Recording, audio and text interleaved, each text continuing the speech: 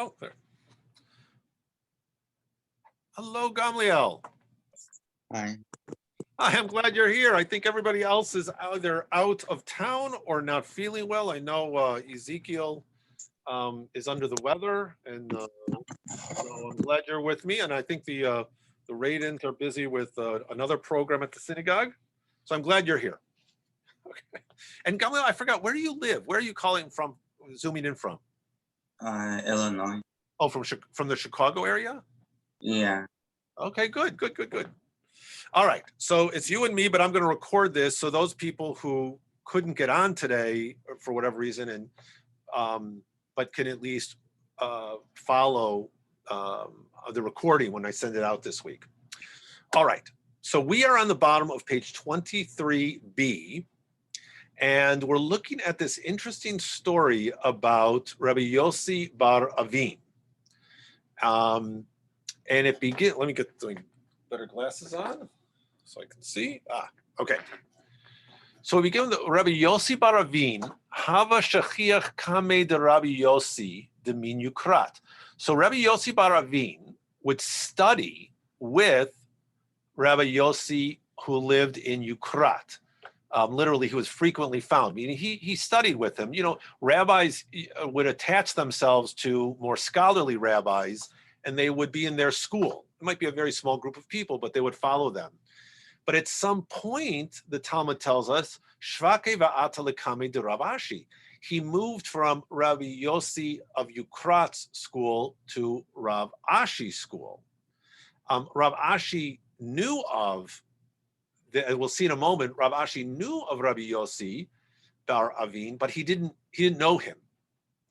So, and here's a funny story about how he figured out who Rabbi Yossi bar Avin was. One day, Rabbi Yossi bar Avin was sitting in this class and learning with Rav Ashi, Amar Shmuel. And Shmuel's telling the story. I'm sorry. Rav Ashi was teaching what Shmuel, the great Talmudic scholar, taught. Hasholed dag min hayam b'Shabbat, kevan sheyavash bo kesela chayav.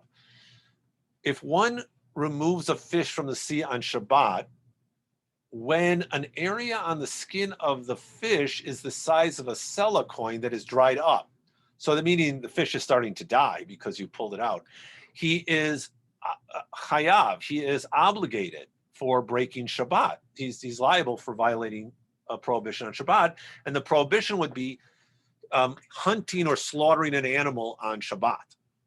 And as Steinsaltz tells us, a fish in that condition can't survive, and therefore one who removed it from the water is liable for killing it. The notes here tells us there's two things that he could have been liable for. It could be that killing an animal on Shabbat, even if you intended to eat it, you can't do that on Shabbat. And the other is trapping an animal on Shabbat, which you're also not allowed to do. So in any case, he's liable. But Rabbi Yossi bar Avin, who's sitting in the classroom, said to Rav Ashi, let the master say, that is, you should teach the full law. That is the case provided that the skin that dried is between its fins. That is, where the dry spot is, it should be between the fins. That's what makes you liable. But Rav Ashi said to him, wait a minute, doesn't the master maintain that Rabbi Yossi bar Rabbi Avin taught this? That is, in Jewish circles, you're supposed to teach a halakha in the name of the teacher who made the halakha. Rabbi Yossi bar Avin just said, this is, here's a qualification on what you were just teaching from Shmuel. And Rav Ashi says, wait a minute, that qualification was taught by Rabbi Yossi bar Avin. You should state this is taught by Rabbi Yossi bar Avin. But Rabbi Yossi bar Avin says, so, but that's me. I'm the one who taught that. So now Rav Ashi knows who he is, and he recognizes that this is another scholar, a fellow scholar. And he says to him, V'lav kamei de Rabbi Yossi de min Yukrat hava shachiach mar. I thought you studied with Rabbi Yossi from Yukrat. And Rabbi Yossi bar Avin says, yes, that's true. And then Rav Ashi asked him, "Umay tama shvake mar ve'atahacha." Why did you leave your teacher and come here? What made you leave him? And Yamarle, Gavra de al bare ve'al barate lachas alai didi hechi chayes. He said, I was concerned. I departed because he is a man who has no mercy on his own son and no mercy on his daughter. How could he have mercy on me? I think this is a very interesting statement about teachers. If the teacher is harsh and cruel in his own home, how can he be compassionate to his students, which is an important component of teaching? Oh, wait a minute. I'm sorry. I just realized I didn't call this up. Let me share the screen here so you can follow along. Okay. Here we go. Gamliel, you can see the screen now? You can see the text? Yeah. Okay. So now we get the two stories. We find out, what does he mean? What was the information that Rabbi Yossi has about this former teacher of his? So he tells him, Yom Chad, Havu Agrile Agire Bedavra. One day Rabbi Yossi of Yukrat hired day laborers to work in his field. Now, when you hire laborers, you're responsible for feeding them. But they've been working all day. And it says, Negala lahu villa aite lahu rivta. It grew late, but he had not brought any food. So the workers said to his son, Kafenan, we are starving. Havu yatvi tute te'enata. They were sitting under a fig tree, and the son said, Te'ena hotzi'u hotzi'i perotaich v'yochlu pole abba. So, first of all, it's very interesting that that the son's speaking Hebrew. The story is being told in Aramaic, but when they quote the son is quoted in Hebrew. He's speaking Hebrew to the fig tree. And obviously, his son had a very good relationship with this tree, because he just said to the tree, yield your fruit so that the workers can eat. And then the fruit comes down and they ate. Then in the meantime, his father came and he said to the workers, don't be angry with me for being late. I was engaged in a mitzvah. And until now, I was traveling for that purpose and I couldn't get here any sooner. So he's basically apologizing. I'm sorry you didn't get your food on time, but I was involved with something holy. I was involved with a mitzvah. But they said to him, don't worry about it. May the merciful one satisfy you just as your son satisfied us and gave us food. And he said that he wanted to know, well, wait a minute, where'd you get the food from? And they said, well, this is what happened. He called to the tree, which was still ripening its food. It wasn't ready really to give fruit, but when he called to the tree ripened miraculously and we were able to eat the figs. Rabbi Yossi from Yukrat said to his son, Beni ata hitrachta et koncha lahotzi te'ena peroteha shalo bizmana. You forced the tree, you troubled your creator, as it were, to push the trees to give forth before their time. Ye'asef shalo bizmano. So since you forced the tree to give forth its fruit before it was ready, you should die before you're ready. And his son died before his time. Pretty harsh thing to say. What about the daughter? Here's the story about the daughter. Havya le barata ba'alat yofi. His daughter was very beautiful. Yom echad chazia lahahu gavra karya bechutza v'ka chazela. One day, Rabbi Yossi saw there was a man piercing a hole in the hedge surrounding his property. And why was it? He wanted to get a look at his daughter because she was so pretty, and he wanted to. So he was, basically a peeping Tom. Rabbi Yossi said to him, "What are you doing, Mahai?" Amar le Rabbi imla lo kha lo zachiti. If I can't marry her, lirota lo eska. Shouldn't I at least be able to look at her? So what does Rabbi Yossi do? It's a very odd response. Biti ka mitza'arat lehu leviriata. Rabbi Yossi said, my daughter, you are causing people distress. Shuvi le'afarech.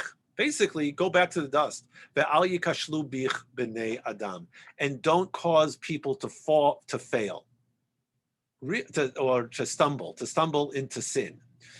And so he kills his daughter off too because she's causing distress among men who want to look at her beauty. Two very unpleasant stories about this rabbi, and I think it's what's so most interesting is that first we learn from Rabbi Yossi bar Ravin, he doesn't want to study with a person who's so cruel, which I think is a very interesting lesson for us. And the stories, it's like on the one hand, this Rabbi Yossi is, you can say, he's such a pious person. He was doing mitzvot, and that's why he couldn't pay his workers on time. And he's so concerned about the men with their having immodest glances at women. So what does he do? He blames the victim. He blames his daughter. He attacks his son, who was only trying to do what his father should have done in the first place. And so it's a very interesting story in that it is so critical of a person who is considered a rabbi. But we've seen this before in Ta'anit. Okay, now we move on to the next, another story. Well, now we know another story about Yossi ben Yukrat, which I'm not sure whether this is supposed to show him as basically what a good guy he is or that he's not a good guy. But another story about him. Havyale hahu chamara. He had a donkey. Kedahavu agrila kol yoma. He would lend it out all the time. Leurta havu mishadri la agra agaba.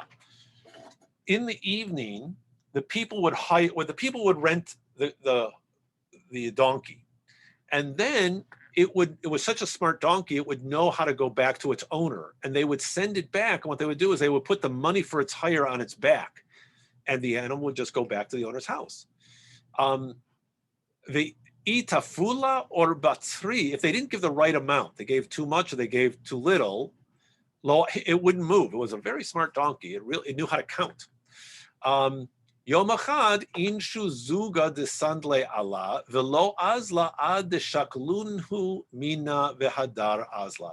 One day somebody forgot a pair of sandals on the donkey and it didn't move until they removed the sandals from its back, after which it went off. So on the one hand, it seems like this is a very, this is a pretty good guy. This Rabbi Yossi bar Yukrat, he would just, he would lend his donkey out to anybody who needed it. And the donkey was really smart. On the other hand, it's interesting that we saw a story earlier about a fire in a town and a flood in a town that was stopped. People thought it was because of the great rabbi of the town's merit, but in fact, the Talmud tells us it was because of these common people in the town, both of them lending out their utensils, their vessels, to people in town at no charge, just to help people out. So is this a negative? Is this another critique of Rabbi Yossi bar Yukrat, that he had a donkey that would return when you gave the right amount of payment, and so that he would rent his donkey out for cost? Or is it a sign that he was really a pretty good guy? There's two stories before show him to be extremely cruel, but in fact, he was actually a good person who tried to do the right thing, even though the other stories point him out as his faults and his weaknesses. Now we get another story, which again, it's of a person doing the right thing on the one hand, seems to be pious, but yet the ramifications of his supercilious piety are very negative. So here's the story. Elazar ish birta, kad havu chazule gabai tzedakah, havu tashrumine, dechol maida hava gabe yehev lehu. Okay. Whenever charity collectors would see Elazar of Birta, they would hide from him. You say, why would charity collectors hide from a person? It's because Elazar was so generous, he would always give them tzedakah.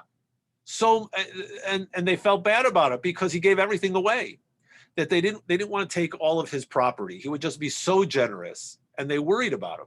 One day, Elazar went to the market to purchase what he needed for his daughter's dowry. Again, in ancient times, the daughter's family would give a gift to the husband's family when kind of in order to entice the marriage, so that the husband would, there'd be a benefit to the husband from taking this particular woman. And women who were very poor and didn't have dowries, it was very sad that sometimes they couldn't get married. And that was a big tzedakah effort, was to give money for a woman's dowry. So in this case, that's what he was going to the market to purchase what he needed for his daughter's dowry. But the charities collectors saw him and they hid from him because they knew he needed this money for his daughter. But what did he do? He went and he ran after them saying, I adjure you, tell me, in what mitzvah are you engaged?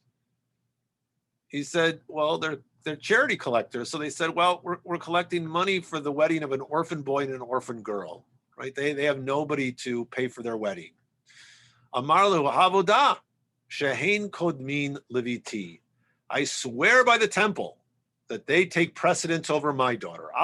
Don't worry about my daughter. These people need it more. He took everything he had with him and he gave it to them. He was left with a single dinar in which he bought himself wheat, and he then ascended to his house and threw it into the granary.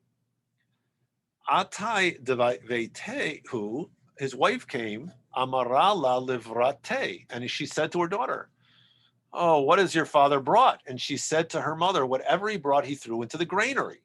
She went to open the door of the granary and saw that the granary was full of wheat, so much so that it was coming out through the doorknob and the door would not open due to the wheat. Now, we have to say that this must have been a miracle, right? He had 1 dinar's worth of grain, but a miracle occurs for him.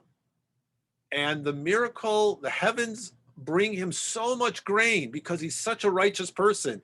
He's so committed to tzedakah that this small amount of grain turns into a huge abundance. Okay, so that's wonderful. Elazar's daughter went to the study hall and she said to her father, come see what he who loves you, amarale, bo ure ma asalecha ohavcha. See what your beloved, that is God, has done for you. It's so wonderful. He said to her, ha'avodah, hare hein hekte shalayich, ve'ein lecha bahen ela ke'echad me'anyi Yisrael. He said to her, as far as you are concerned, this wheat is consecrated property. That means it belongs to the temple. It belongs to the poor. It is for tzedakah purposes only. And you have a share in it only as one of the poor Jews, because he didn't want to benefit from this miracle. Now, is this what do we make of Elazar ben Birta? Is he an idiot? Because, I mean, what kind of a fool is he? You take care of your family, right? I mean, why is he impoverishing his daughter? His daughter can't get married. They have no money for a dowry. They're not allowed to eat it. They're just supposed to eat what the poor eat. Why is he doing this to his family? And yet, on the other hand, he's so committed to tzedakah. He's constantly giving to help other people. Is he an idiot? Is he a tzaddik? Is he a saint? Let's see the note here. Rashi and others explain that Elazar of Birta did not want his daughter to purchase her dowry with the grain because he did not want to profit from a miracle. However, this entails a difficulty, for in that case, how did he allow himself to derive any sort of benefit from the grain? Right? I mean, giving tzedakah, you get merit. That's a benefit too.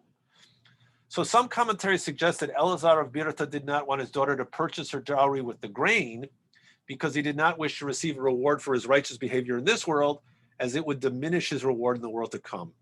Once he dedicated the grain to charity, his daughter, being poor herself, had a right to a portion of it just like everybody else. Notice that the later commentaries are apologizing for Elazar of Birta's behavior. They're making it sound like, he wanted to do the right thing. We read the story with different eyes, and it's very hard. For us, it's a lot more complicated. He seems to be a very generous person, but to a fault, and that's not good either.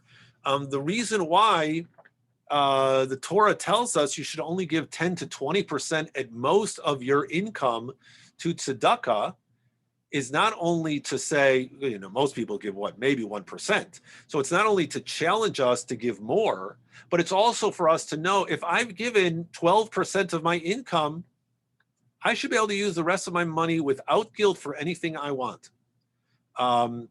I have to give a certain amount to tzedakah, but after that it belongs to me, and it's okay for me to spend it. If I want to spend a little bit more on tzedakah, great. But more than 20%, the tradition is basically telling us don't give more because you have obligations in your own household. Okay, so two complicated stories about whether these people are righteous or not so righteous. Interesting. Let's keep going on. Now we return to the topic of fasting for rain. We have a lot of stories from people who, great rabbis again, who fail. Very interesting. Rabbi Yehuda Nasiya Gazar Ta'anita. This is different from Rabbi Yehuda Nasi, who is the author, who's the compiler of the Mishnah. This is, I believe it's a grandson of his. He made, he decreed a fast. Ba'i rachamei vela atamitra. He prayed for mercy, he basically prayed for rain, but the rain didn't come. And he said, how great is the difference between the prophet Samuel, Shmuel, for whom rain fell even when he prayed for it in the summer, and myself, Yehuda ben Gamliel. Woe to the generation that stuck with this leadership. Woe to him in whose days this has occurred. He grew chalash da'ateh, literally his mind was weakened. Basically, he was distressed. He was very upset. He felt guilty that he couldn't help his people, and the rain comes. Interesting. When he feels humiliated, humbled, that's when the rain comes. Another story. Devei Nasiya Gezar Tanita. The house of the Nasi, the house of the patriarch, the political leaders of Israel declared a fast because there was no rain. V'la odin hu l'Rabbi Yochanan u'l'Reish Lakish. But they didn't inform the two leading scholars of the day, Rabbi Yochanan and Reish Lakish, that there was a fast, or that they were going to have a fast. It was the fast the day before, because you're supposed to know the day before there's a fast. In the morning, there's a missing word here. In the morning,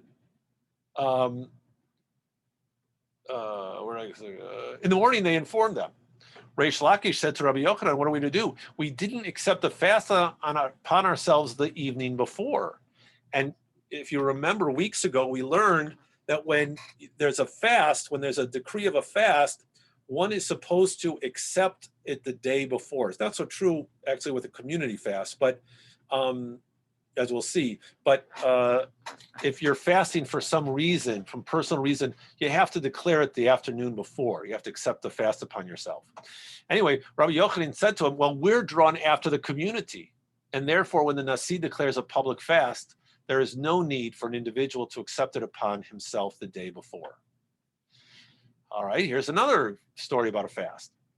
Devei Nasiya Gezar Tanita. Fast was declared in the house of Nasi, but rain didn't come. Oshaya, the youngest member of the group of sages, taught them a baraita. It is written, then it shall be, if it shall be committed in error by the congregation, it be hidden from their eyes.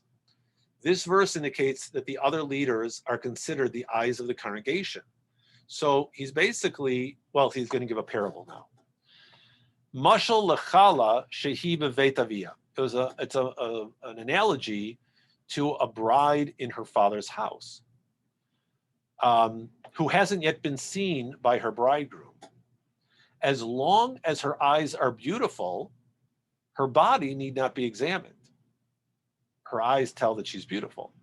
However, if her eyes are bleary, her body requires examination.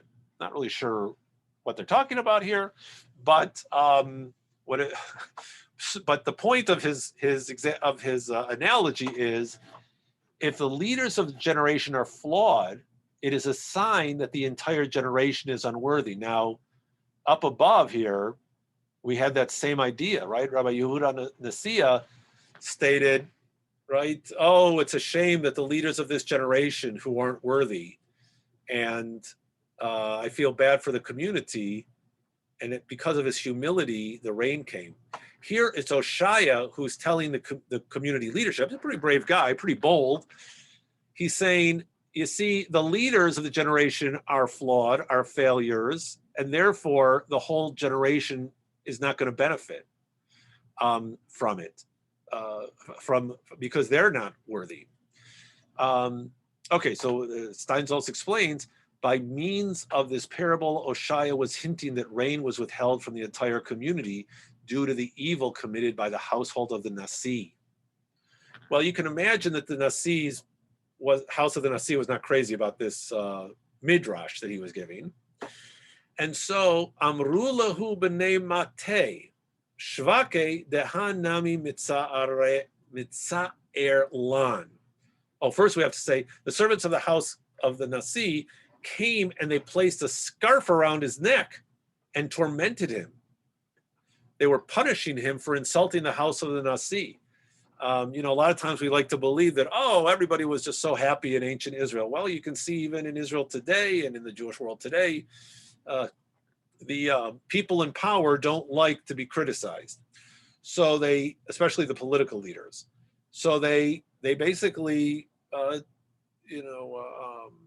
oppressed them for speaking against them. But his townsmen came to his aid in a funny way. They said, look, he's a real pain to us too. We're not so crazy about him. But since we see that all his actions are for the sake of heaven, because he's a good guy, basically he's what we would call a gadfly, a person who is constantly provoking the people of his generation, reminding them of the wrong things they do. But he does it for the right reasons. He's not doing it to be mean. He's doing it for the sake of heaven. We just let him be. And you know what? You should let him be too.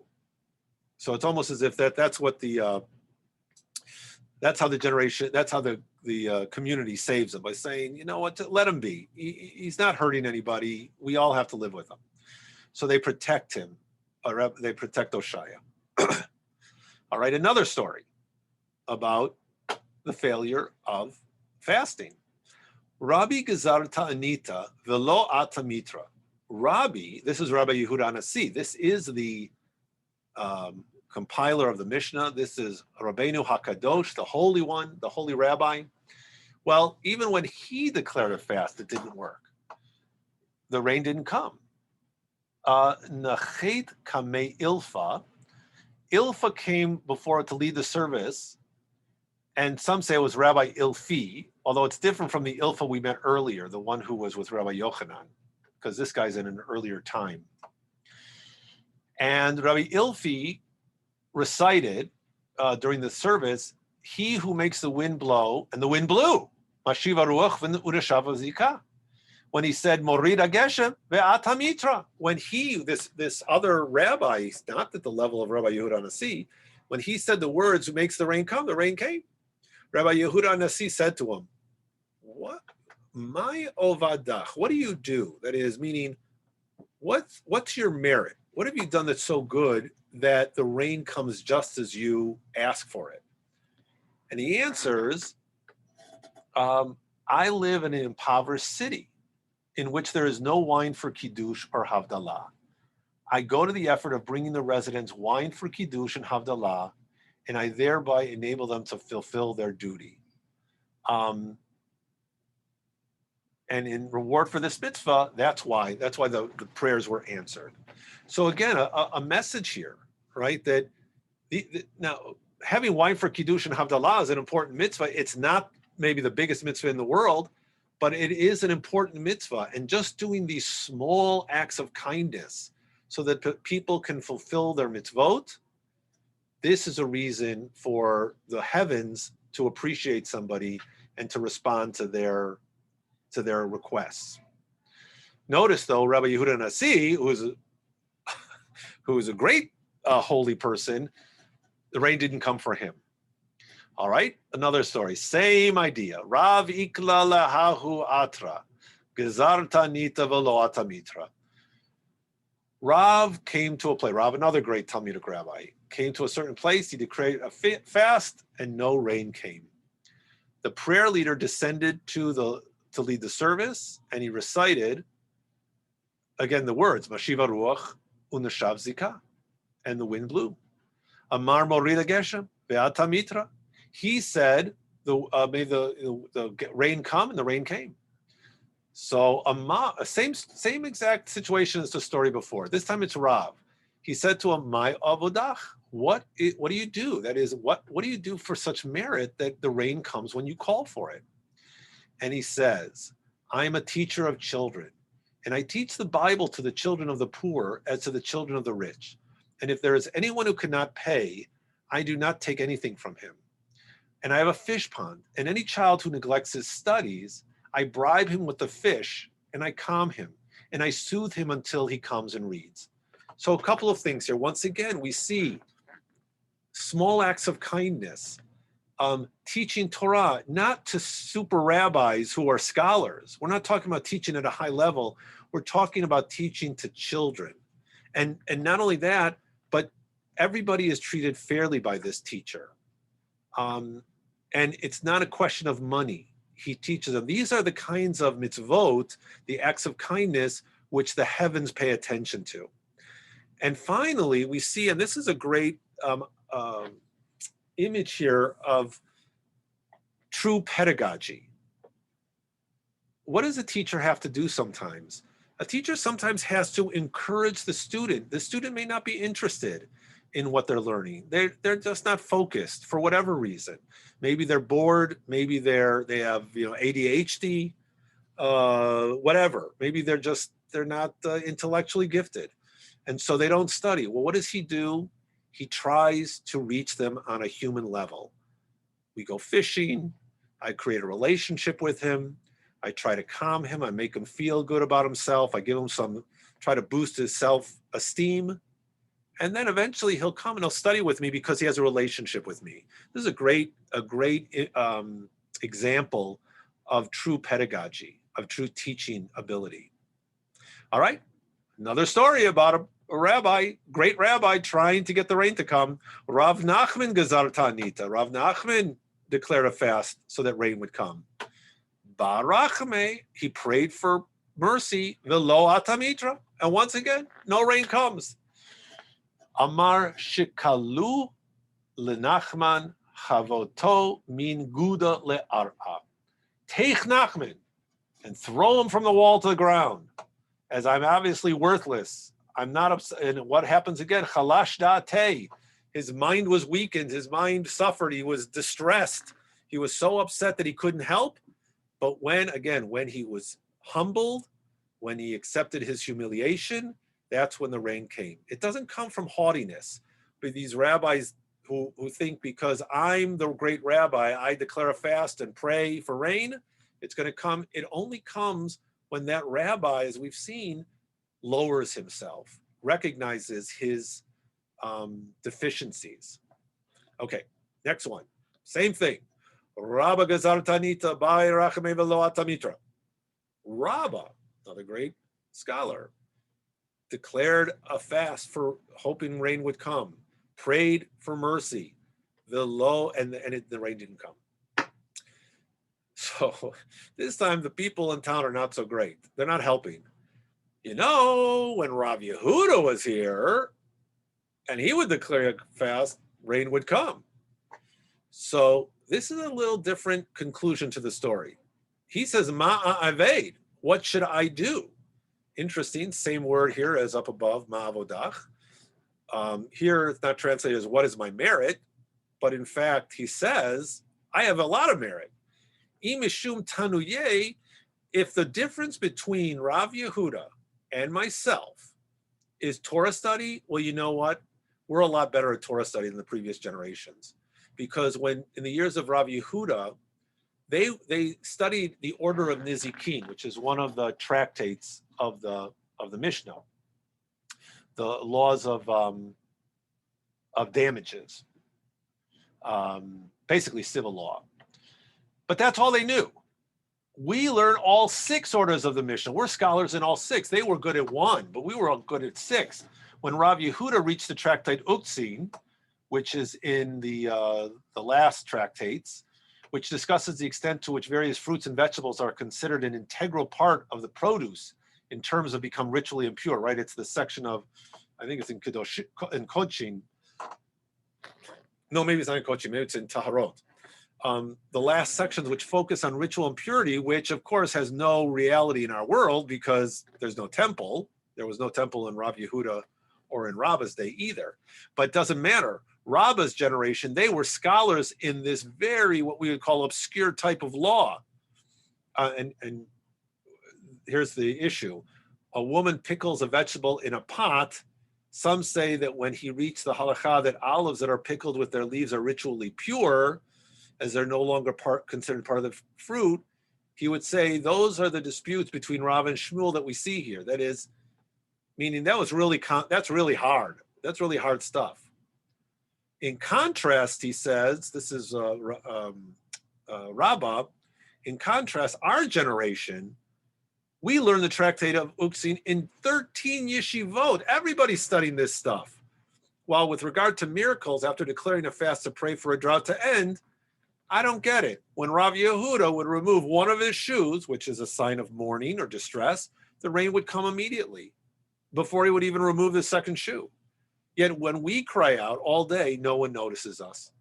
Rabbah continued, if the difference between the generations is due to inappropriate deeds,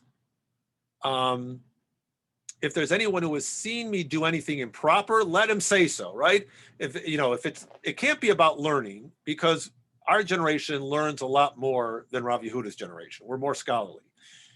If you're telling me it's because, his generation was holier, they did more good deeds, all right, come on, show me what I'm not doing.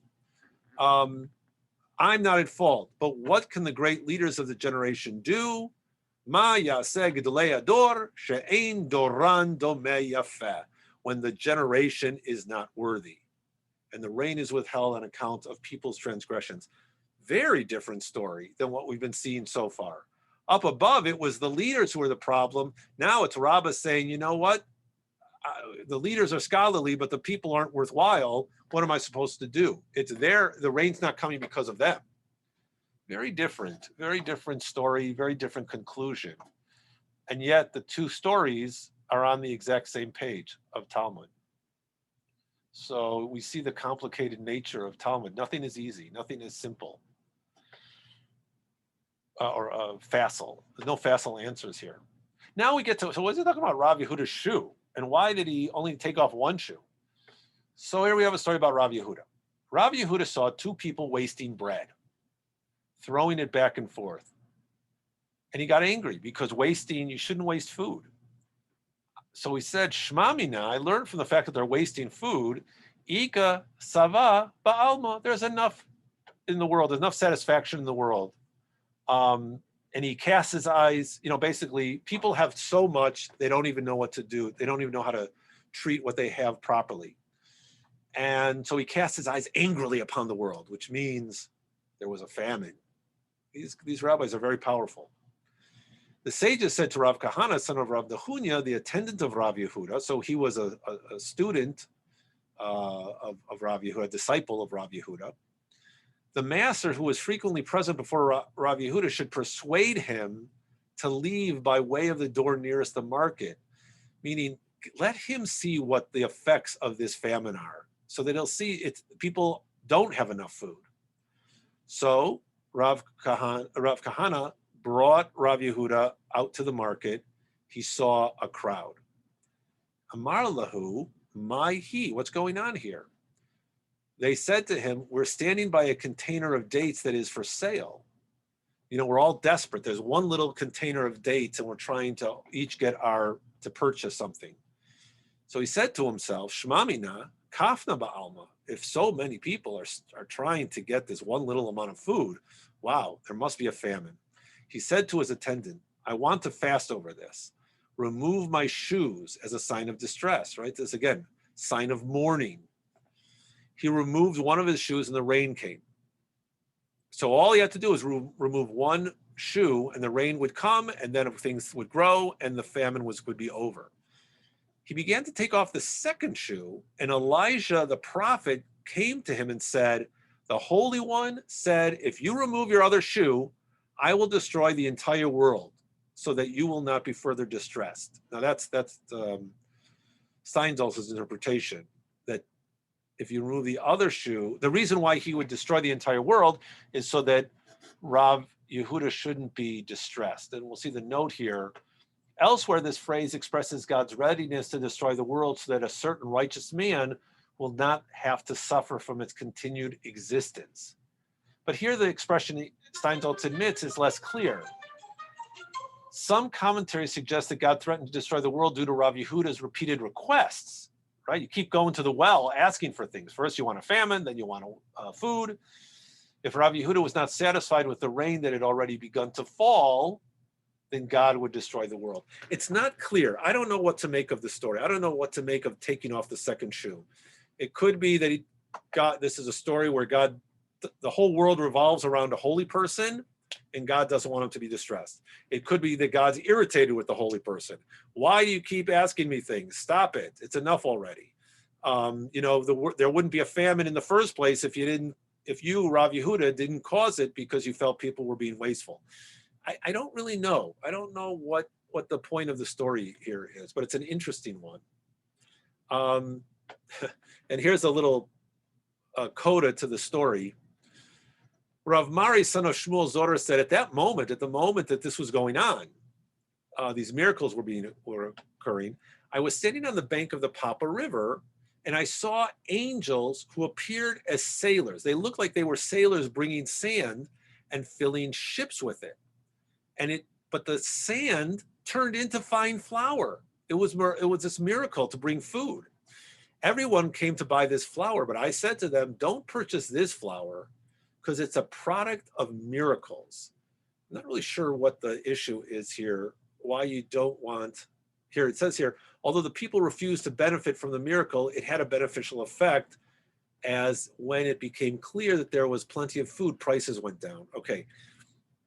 I'm not sure what the problem with benefiting from the miracle is, but that's what, at least there's this tradition in these stories that you want to be careful. You don't want to benefit from these supernatural miracles. And that's what he's saying to them. You know what? The natural products will come because the rain has come and the wheat's coming up, and then you'll be able to purchase that stuff and it won't be so expensive. There won't be a famine anymore. Okay, again, another story about fast but no rain coming. Rava Ikla Hagrunia. Rava came to the city of Grunia. Gezaratanita, he declared a fast. The Loatamitra, and the rain didn't come. Amar lahu, they said to him, Amar lahu, he said to them, Bitu kule alma beta'anit taichu. Everyone continue your fast and just keep fasting. We're going to wait for this rain to come. But then the next morning he said to them, Mi ika dechaza chelma. We've seen this before, that the dreams are powerful. And sometimes we have to interpret dreams to understand them. If they're telling us something. So he said, did anybody have a dream last night? And Rabbi Elazar of Hagronia said, this was recited to me in my dream. Shlam tav, lerav tav, meribon tav, demituve meitiv la'ameh. The word tav, tov, comes up many times. So Rava said, oh, this is good. Shmami now, learn from this. Eit ratzon, it's a good time, a favorable time to pray for rain. Ba'e rachme va'ate mitra. So interesting, in this story, Rava waited for a favorable time to pray for rain. He didn't just pray for rain automatically. He waited to find out if it was a good time. He got a sign from somebody's dream, from Rabbi Elazar's dream, and that's when he prayed for rain, and the rain came. Okay, here's another one. Hahu gavra de ichayav nagda beveidina de Rava. Okay. There was a certain person who was sentenced to be flogged by Rava's court because he had relations with a Gentile woman.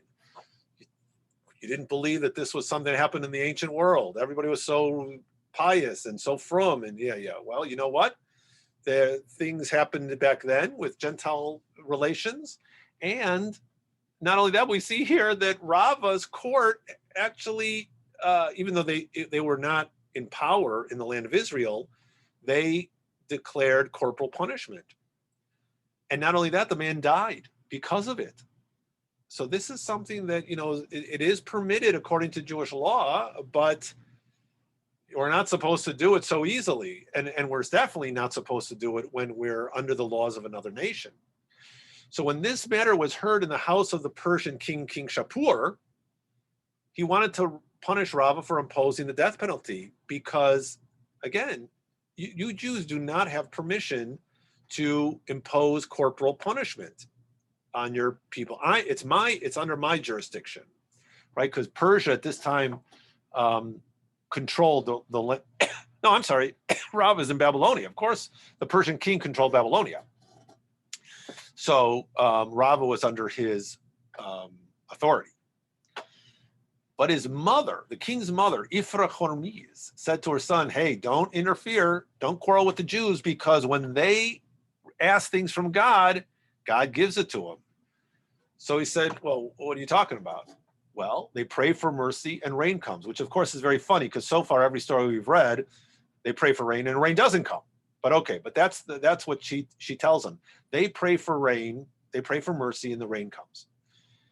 He said to her, wait a minute, that doesn't prove that God hears their prayers, as that occurs merely because it's the time for rain. He's pretty sure God, wait, this Mana Demetra, wait, maybe they just pray for rain when it's when it's the rainy season. Rather, if you want to prove that God answers the prayers of the Jews, let them pray for rain now. It's the summer season. Rain doesn't come now. Let's see if the rain comes. So Ifra Hormiz, his mother, sends a message to Rava. Kevan datach, focus yourself, focus your attention. Uvay delete mitra. And he prayed for mercy and that rain should come, and no rain came. She said, no, I'm sorry. Rachame delete mitra. She says to him, pray for rain, for mercy, so that you can bring the rain. Ba'e rachme vala'ate mitra. And the rain doesn't come. Okay. Amar lefanav. Rava says to him, oh, Ribono Shalom. Elohim be'ozneinu shamanu, avotenu sipru lanu, po'al pa'alta b'mehem b'mei kedem, be'anu be'inenu lo ra'inu. We've heard with our ears, our father have told us what work you did for us in days of old, but we have not seen it with our own eyes.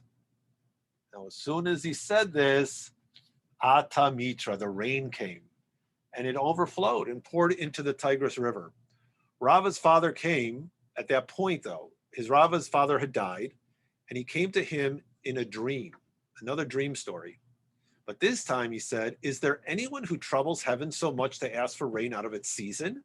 Another story where we have a case where praying for things when they don't usually happen, like basically praying for miracles, is not a good thing. It gets the heavens very upset. And he said to him, but the rain did come. And in the dream, the father further says to him, change your place of rest at night, meaning you're in danger. Now, it seems that when you pray for things you shouldn't pray for, and you force heaven's hand to do your will, which we've seen a number of times in this chapter, God responds. God responded to Choni when Choni demanded rain. That sometimes redounds to the person who does it in a very negative way. And in this case, Rava was in danger. And he said, don't sleep where you usually sleep. He was giving him a warning. So he slept in somewhere else. And the next day he found that his bed had been slashed by knives. So somehow, he caused a bad consequence by his doing this, even though it was a natural thing. Some people with knives, robbers or whatever, came to attack him. Fortunately, though, his father saved his life by telling him, don't be in the same place. Okay, another story. Rav Papa Gezar Tanita Vela Atamitra Chalash Liba Eitz. So Rav Papa declared a fast, and rain did not come. But his heart became, this time it wasn't his chalash date that he became distressed, his mind became weakened, but here physically he became sick, his heart was weakened. And now Steinsaltz says literally he was weakened from hunger because there was no food. So he swallowed a bowl of porridge and prayed for mercy, but still the rain didn't come. Rav Nachman Bar Ushpati said to him, he was like mocking him, well, maybe you have another bowl of cereal, rain will come. Rav Papa was embarrassed. Ich sif v'chalash, here's that v'chalash da'ate phrase. Chalash da'ate ve'atamitra. Somehow again, being humbled, being embarrassed, feeling lowly is what brings resolution to your request. It's the it seems over and over again, they're telling us the pomposity of the rabbi who thinks that just by his declaring a fast, the rain's going to come. It doesn't come. It's only the humility that comes with that a prayer. All right, now we get into Rabbi Hanina ben Dosa, and this is going to lead into a number of stories about this holy person. Rabbi Hanina ben Dosa havaka azil beorcha atamitra. He was traveling along a road and it began to rain. Amar lefanav, Ribono shel olam, kol haolam kulo benachat v'chanina b'tza'ar. The whole world is very comfortable, but I'm miserable. I'm getting rained on. Pasak mitra. The rain stops. Ki mita levete amar lefanav. When he got home, so now it stopped raining, and even though it may have been bothersome to the rest of the world because it needed the rain, Rabbi Hanina, the heavens were very good to Rabbi Hanina. You know, they didn't want him to be bothered. When he got home, though, and now he's inside the house and he's comfortable, he said, Ribono shel olam, kol haolam kulo b'tza'ar. The whole world's in trouble because they need rain. V'chanina benachat, and Rabbi Hanina should be comfortable. You know, I'm in my house. I'm not going to get wet. Atamitra. So the rain started to come again. So obviously, Rabbi Hanina ben Dosa has a very good relationship with God. And, you know, God does a lot of nice stuff on his behalf. Now, Amar Rav Yosef says in reaction to the story, my ahanya leit slota de Kohen Gadol legabe Rabbi Hanina ben Dosa. So he's going to tell us a story about the Kohen Gadol. And then he's going to compare the prayers of the Kohen Gadol to Rabbi Hanina ben Dosa. What effect does the prayer of the high priest have against that of Rabbi Hanina ben Dosa? We learned in the Mishnah, on Yom Kippur, after the high priest would leave the Holy of Holies, Hayamit Palel Tfilah Ktsara B'Bayit HaChitzon. He would pray a short prayer outside. Mamet Saleh, what would he pray? So Ravin bar Ada veRava bar Ada de Amri Tarvaihu Mishmei de Rav Yehuda. So these two rabbis, Rav Ada bar Ada and Rava bar Ada, obviously brothers, both said in the name of Rav Yehuda, this was his prayer. Yehi ratzon milfanecha, may it be your will, God, Adonai Eloheinu. Shetehei hashana hazo gishuma ushchuna. May it be rainy and humid, right? Basically, they translate it as hot here, but it's raining humid. And shchuna ma'al yata, he is heat humid. Is humidity really, really good? Adra griuta, he. Rather, humid is really unpleasant. Why should he request that the year be hot? Ella im shchuna tehei gishuma utlula. If the upcoming year is humid, hot and humid, then it should also be rainy and moist with dew, lest the heat harm the crops. The high priest would also pray, Ve'al yikanes lefanecha tfilat ovrei drachim. Don't listen to the prayers of the travelers who enter your presence, because, you know, again, travelers don't want it to rain on them. So, don't listen to them. Put the needs of the people and the farmers first. Rav Acha Brei de Rava Misayim Mishmei de Rav Yehuda. So Rav Acha, the son of Rava, in the name of Rav Yehuda, concluded the wording of this prayer. Lo Ya'adei Aved Shultan Midveit Yehuda Ve'al Yehu Amcha Yisrael Trichin Lihit Parnes Zeh Mizeh V'lo La'amacher. May the rule of power not depart from the house of Judea. May your nation Israel not depend upon each other for sustenance, nor upon any other nation. Instead, may it be sustained from its own land. So evidently, the high priest's prayer that God should not listen to the prayer of individual travelers was disregarded from Rabbi Hanina ben Dosa's prayer. So that's the whole reason for this story about the high priest. Rabbi Hanina ben Dosa prayed when he was on the road, hey, please God, I'm on the road, I'm miserable, I'm getting rained on, please let it stop. Only when he gets home does he say, you know what, now I'm home, I'm okay, I'm covered up, now the rain can come. And the rain came. Rather, in the case of the high priest would pray, don't let the prayer of travelers enter your presence. Don't listen to travelers. But of course, the heavens do listen to the travelers when Rabbi Hanina ben Dosa is a traveler.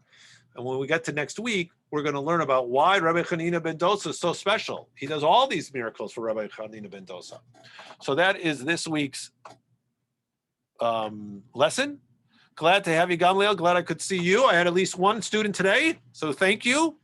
And we'll see you next week for another week. We're almost getting to the end. We're almost done with our tractate.